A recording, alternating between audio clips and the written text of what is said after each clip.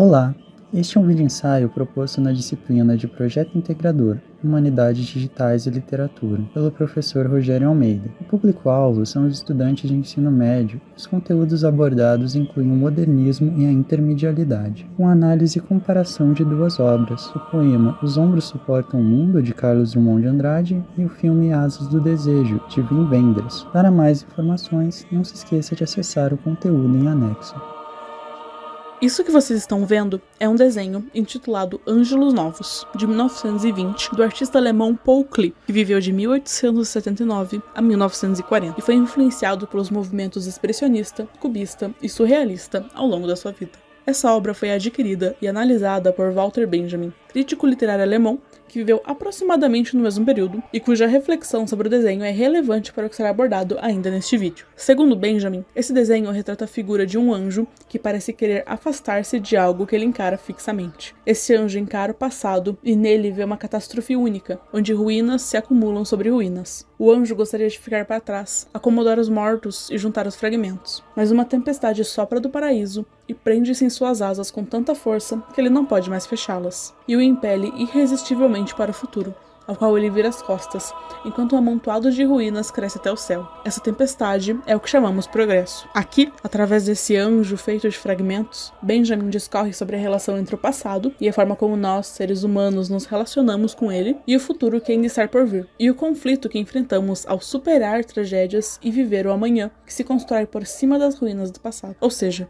os esforços em reconstruir-se sobre a nossa própria história. Viver apesar das catástrofes ao nosso redor nos torna insensíveis? É possível resistir aos ventos do progresso e salvar ou compensar a catástrofe sobre a qual nos erguemos? Cada ser humano carrega sobre seus ombros, de alguma forma, o peso, a marca ou os vestígios de uma tragédia histórica. A Primeira e a Segunda Guerra Mundial, o 11 de setembro e, mais recentemente, a pandemia do coronavírus, por exemplo. E ainda assim precisamos lidar com o futuro. Essa é a reflexão de Benjamin sobre os anjos da história, sobre temporalidade e a capacidade de sentir dos seres humanos nos tempos modernos. Fiz um convite a essa reflexão, pois esses temas também estarão presentes nas duas obras que serão abordadas a seguir. Inicialmente, precisamos estar situados em qualquer contexto histórico onde essas obras foram criadas. Carlos Drummond de Andrade publicou em 1940 o livro Sentimentos do Mundo. Nesse livro, a gente encontra vários poemas, entre eles Os Ombros Suportam o Mundo. Esse poema, ele vai abordar a relação das pessoas com o tempo, e mais adiante vai ser feita uma análise para que fique bem clara essa relação entre tempo e pessoa. Outro objeto de estudo é o filme Asas do Desejo, do Wim Wenders. O filme foi lançado pela primeira vez em 1987, e assim como o poema do Drummond, ele também apresenta a relação entre homem e tempo. O filme ele é franco-alemão e traz a temática do pós-guerra em Berlim. Isso vai poder ser percebido tanto pela imagem, que na sua maioria é preta e branca, como na construção do cenário, onde muitas ruínas aparecem. No filme, a cidade ainda é separada pelo Muro de Berlim, e a gente vê o filme inteiro sob o ponto de vista de um anjo. As duas obras, elas pertencem à época que a gente chama de modernismo. O modernismo caracterizou a maioria das obras do século XX. Os artistas modernistas visam quebrar com a tradição e as escolas clássicas. No Brasil, esse período teve um marco inicial, a Semana de Arte Moderna, que aconteceu em 1922. Essa Semana de Arte Moderna reuniu diversos artistas e expôs uma nova tendência da época. Vale lembrar que muitos desses artistas que participaram da Semana de 22 não tinham consciência do que eles estavam fazendo e que nem queriam mudar o modo de ver a arte. Tanto que, na época, a exposição ela foi altamente criticada pela Academia de Letras e outros críticos. Alguns dos artistas que participaram foi Mário de Andrade, Anita Malfatti, Oswald de Andrade, Graça Aranha e Heitor Villa-Lobos. Todos os escritores e artistas plásticos que perceberam que a arte que eles estavam criando rompia com o clássico e até com o que a gente conhece por tradicional, e era o mais comum na época. O modernismo, ele é, entre aspas, a escola literária que trouxe à tona as questões da modernidade. E a modernidade ela pode ser relacionada com a temporalidade e a morte. Isso quem diz é Walter Benjamin, que também fez uma relação teorizando que seja algo novo ou seja algo antigo, tudo vai ter o mesmo destino, que é a morte. O tempo e a morte morte, ou o tempo e a vida, ou o tempo e as pessoas. Essa relação mudou muito depois do pós-guerra e todo o sofrimento que causou esses acontecimentos. E é esse o contexto histórico que as obras que a gente vai analisar se prendem. Drummond publicou o livro, como a gente já disse, em 1940, o livro Sentimentos do Mundo. Nesse período, a Segunda Guerra ainda estava no comecinho, né?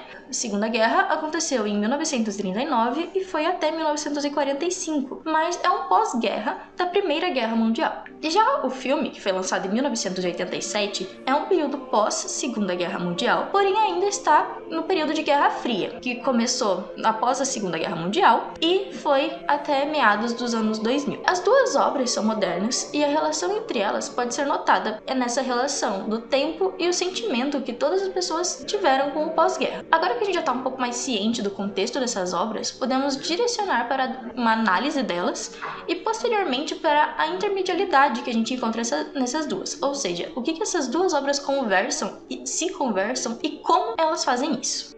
Então, para continuar a nossa aula, agora é o momento que a gente vai reservar para a análise mais profunda do poema. O poema que a gente escolheu é Os Ombros Suportam o Mundo, do Carlos Drummond de Andrade. Esse poema possui uma estrutura de 3 estrofes, foi publicado nos anos 1940 e está presente no livro Antologia Poética do autor.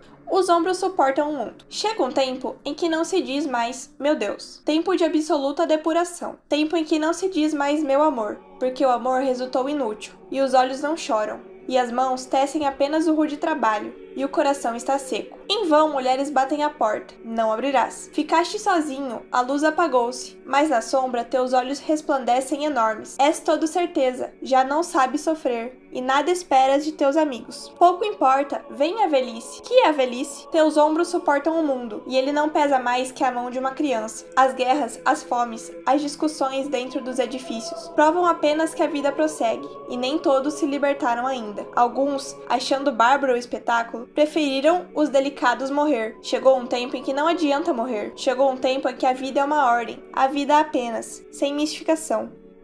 Na primeira estrofe, mais especificamente ali no primeiro verso, em que o poeta fala: chega um tempo em que não se diz mais, meu Deus. Logo nas primeiras palavras, quando está escrito chega um tempo, o poeta já traz muito forte essa ideia de temporalidade, que se foca em um tempo específico, relacionado ao cenário de guerra, pós-guerra, durante a guerra. Então, logo nas primeiras palavras, a gente já tem essa ideia muito forte de temporalidade que o poeta quis trazer. Após isso, quando ele afirma que chega um tempo em que não se diz mais, meu Deus, é para justamente criar essa ideia da desesperança, da falta de uma perspectiva de futuro, de uma desesperança, de uma ideia de que não se diz mais meu Deus porque não tem mais esse choque, né?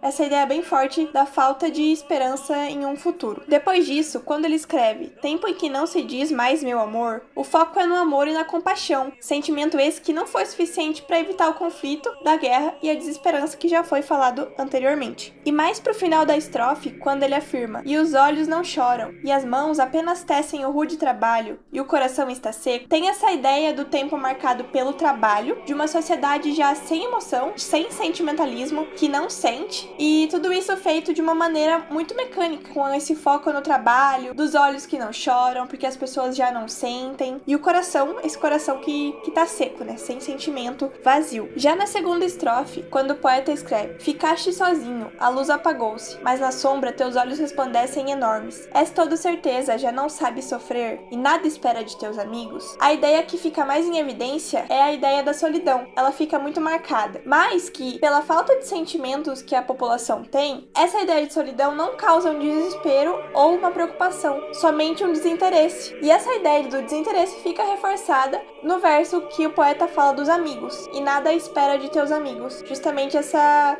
imagem da falta de expectativa mesmo. Além disso, essas certezas que ele cita no texto, quando ele fala és todo certeza, ajudam a criar essa imagem racional, muito focado no pensamento e não no sentimento. Essa ideia mecânica, né, que protege contra a dor. Então esse racionalismo extremo cria uma camada contra a dor que talvez o sentimento e a percepção pode criar. Além disso, quando ele fala que a luz apagou-se, cria essa ideia de que a solidão ela é obscura, né? Por mais que o poeta se sinta desinteressado, não fique preocupado pela falta de sentimentalismo, a solidão não deixa de ser obscura. Já na terceira e última estrofe do poema, a imagem principal que o poeta quer passar é justamente a posição do ser no mundo e tempo. Então, como o ser se posiciona nesse mundo e nesse tempo, nesse mundo atual e nesse tempo de guerra moderno. E a gente vê que esse eu lírico não liga para a velhice, justamente pela falta de perspectiva no futuro, quando ele escreve: pouco importa a velhice, o que é a velhice? Então ele não tem essa perspectiva de futuro, então ele acaba não ligando pelo fato de que ele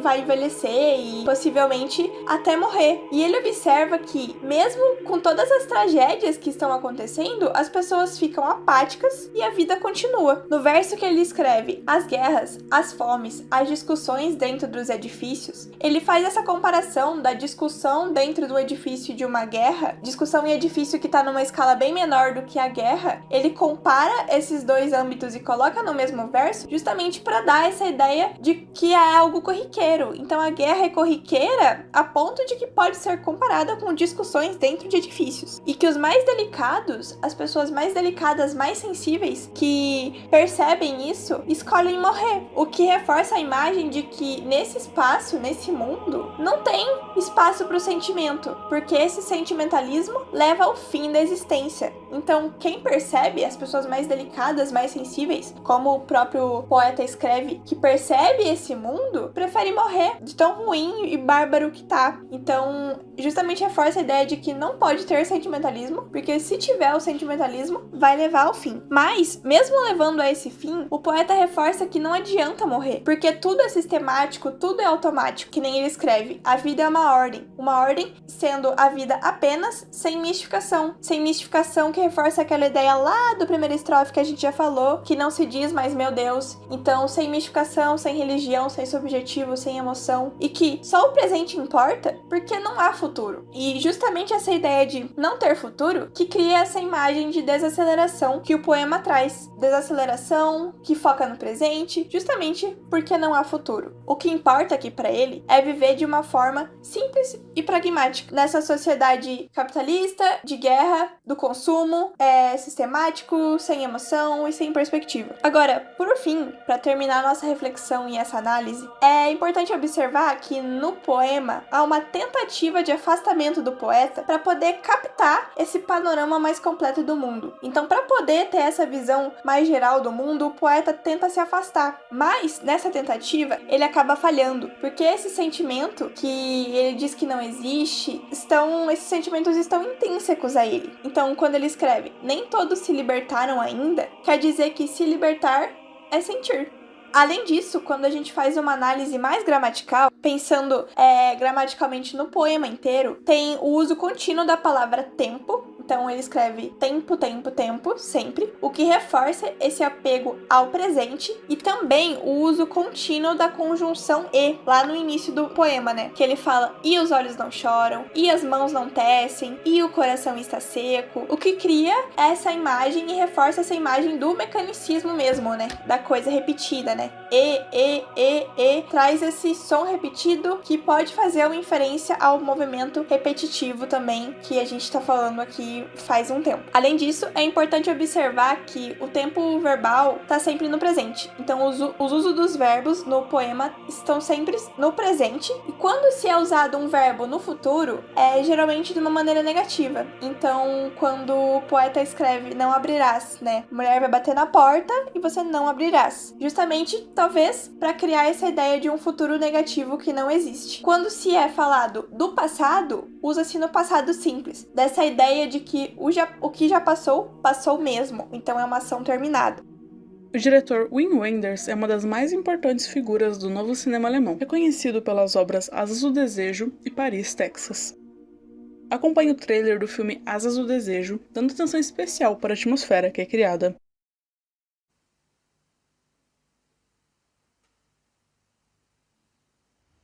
Als das Kind Kind war, ging es mit hängenden Armen, wollte der Bach sei ein Fluss, der Fluss sei ein Strom und diese Pfütze das Meer.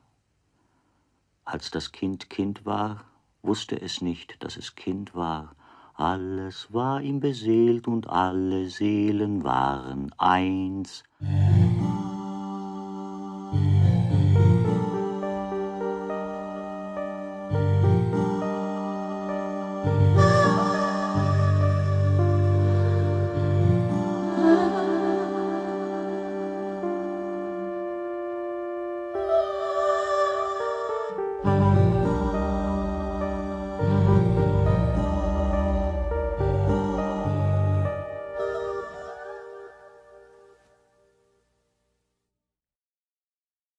Apenas por esses trechos é possível perceber que Asas do Desejo é um filme contemplativo, de ritmo desacelerado e ponderado. Esse ritmo representa a percepção de passagem de tempo por parte dos anjos, as criaturas imortais que vemos no trailer, muitas vezes observando a cidade do alto de estátuas e prédios. O filme também dá grande importância à fotografia. Além das imagens onde objetos, silhuetas e sombras dão asas aos anjos, identificando-os pelo que são, temos um jogo entre cores e o preto e branco para opor o mundo sem sentimentos das criaturas angelicais e o mundo dos seres humanos. A respeito do tema tratado pelo filme, tanto as falas dos personagens quanto o enredo e o cenário em si trazem reflexões existencialistas sobre o sentido de viver. Vemos isso pelos versos narrados no trailer, sobre a forma como uma criança enxerga o mundo e como essa percepção encantada se perde ao longo do tempo. O filme se passa em uma Berlim fragmentada e em ruínas, utilizando as paisagens e os lugares de forma metafórica. Os seres humanos que habitam aquela cidade vivem suas vidas normalmente, reconstruindo-se enquanto indivíduos e ressignificando os espaços destruídos. A boate frequentada por Marion, que é interesse amoroso do anjo Damiel, por exemplo, acontece em meio às ruínas, assim como o filme que Peter Falk está gravando.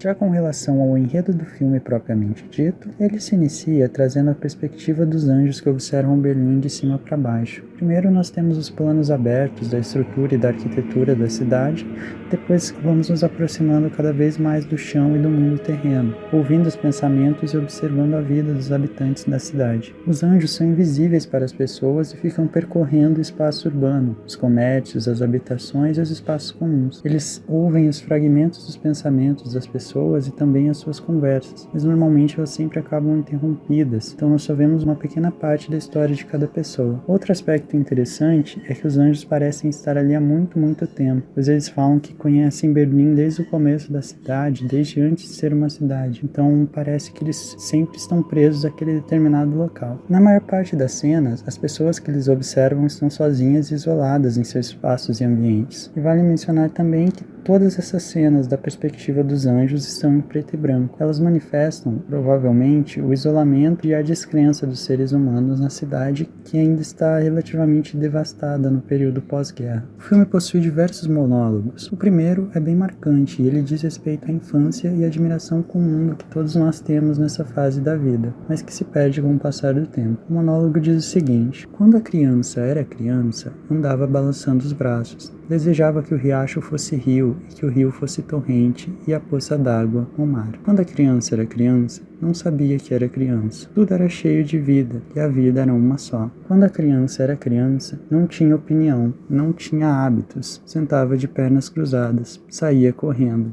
usava um topetinho e não fazia careta para fotos. Nós conhecemos dois anjos que perambulam por Berlim ouvindo as histórias e os pensamentos dos habitantes e, de certa forma, eles colecionam e depois contam um para o outro sobre. Eles são o Damiel, que é o ator Bruno Ganz, e o Cassiel, que é o ator Otto Sender. Além de observar e percorrer os espaços da cidade, eles também parecem ter o poder de ajudar ou influenciar os sentimentos de algumas pessoas. Eles fazem isso tocando nelas. Normalmente essas pessoas aparecem estar bem tristes e abatidas, e a partir do momento em que os anjos encostam nelas, elas passam a enxergar alguma coisa de forma diferente, normalmente trazendo bastante essa ideia da esperança. Entretanto, os anjos não são capazes de sentir e desejar, e invejam os seres humanos por essas capacidades. O anjo Damiel, especialmente, expressa sua vontade de sentir da mesma maneira com que os humanos sentem. Eventualmente, nós conhecemos uma mulher chamada Marion, que é a trapezista de um circo que parece bastante desiludida com a vida, apesar de gostar bastante da sua função ali dentro do circo. Porém, em determinado momento do filme, esse circo vai embora e ela acaba ficando para trás. E foi quando conheceu Marion que o anjo Damiel decidiu dar fim à sua imortalidade. Quando ele faz isso, o filme ganha cores, pois ele tornou-se um ser humano. Então ele torna-se capaz de sangrar, de sentir dor, e ele reconhece as cores pela primeira vez e passa a sentir todas essas emoções puramente humanas. Então agora ele passa a ser um ser humano e vai atrás da Marion para se encontrar com ela.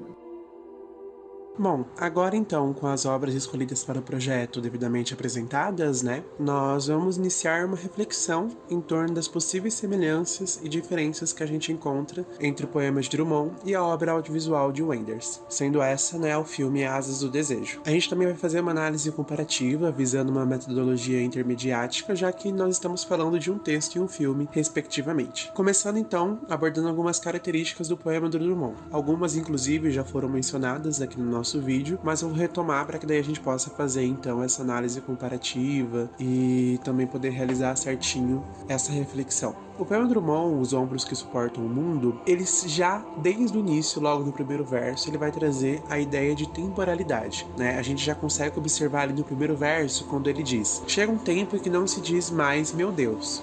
Tempo de absoluta depuração, tempo que não se diz mais meu amor. Então, ele vai falando sobre a chegada de um tempo em que algumas coisas acabaram se alterando e, consequentemente, de uma forma um tanto quanto negativa, do ponto de vista deolírico do poema, já que ele diz ali, tempo que não se diz mais meu amor. A gente entende, né, que em tese meu amor é considerado algo positivo. Com o tempo, a gente não se diz mais isso, porque, né, o tempo acaba influenciando as relações humanas. Além disso, a gente também vê constantemente uma tentativa de afastamento do poeta, por parte do poeta em relação aos acontecimentos, ou pelo menos a tentativa desse afastamento, né? Já que ele não consegue de fato se afastar dos seus sentimentos. Porque se você for observar mais afinco no decorrer do poema, você vai ver que sempre o que ele sente, sempre o que o poeta sente, o que o lírico sente, tá muito intrínseco a ele, tá muito atrelado a ele. Mas a gente vê que ele tenta se afastar e tenta realizar uma observação um pouco distante dos fatos que estão acontecendo na frente dele. Um exemplo disso é o verso: as guerras, as fomes, as discussões entre os edifícios provam apenas que a vida prossegue, e nem todos se libertaram ainda. A gente consegue entender que é um exemplo de observação deolírico, né? Ele tá observando de lado de fora as guerras, as fomes, as discussões dentro dos edifícios. E, enfim, consegue ver o que, por exemplo, isso resulta, né? Que, de acordo com ele, prova apenas que a vida prossegue e nem todos se libertaram ainda. Outro ponto muito interessante também, trabalhado pelo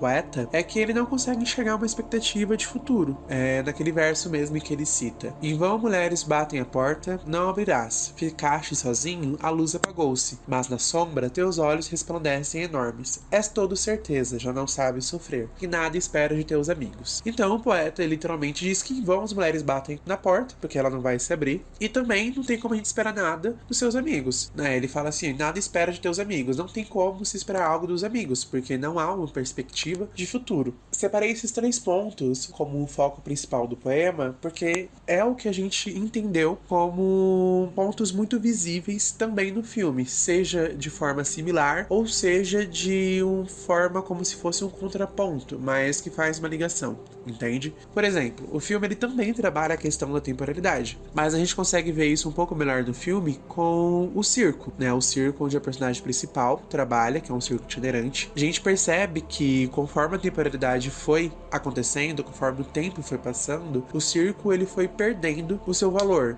ele foi perdendo a sua grandiosidade. Então acaba que no filme a gente consegue ver que o circo tá falindo, porque ele não conseguiu se adaptar às mudanças causadas pela temporalidade, ele não conseguiu se adaptar à época em que ele estava. Então houve ali uma falha crítica que resultou em um possível fim desse circo, um possível fim que o circo não funcione mais, por exemplo, porque ele não conseguiu se adaptar ao tempo em que o filme acontece, né? Ele ficou ultrapassado. Então a temporalidade acabou influenciando no circo, assim como no poema acaba influenciando nas relações e na forma como o poeta enxerga o futuro. Também no filme a gente vê um paralelo com o poema referenciado ao fato de que no poema o poeta ele tenta se afastar do sentir, né? Mas acaba não conseguindo. E no filme o anjo ele busca se aproximar do sentir, ou seja, o anjo ele quer sentir, porque em tese ele já tá afastado, né? Ele é uma criatura celestial, então ele não tem acesso aos sentimentos humanos, mas ele busca se aproximar do sentir, ele quer ter esse acesso. Obviamente, né, isso acontece devido ao fato do anjo conhecer a protagonista, né,